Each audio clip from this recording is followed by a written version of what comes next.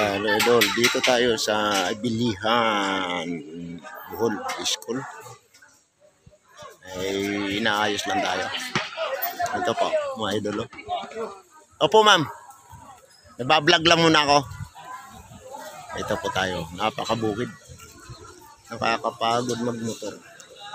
Ito po. Napag-utusan po tayo ng ating bus na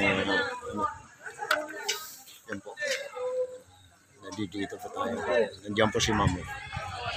Pinapamirinda tayo. Napakabundok talaga. As in, napakalayo. Pero okay lang.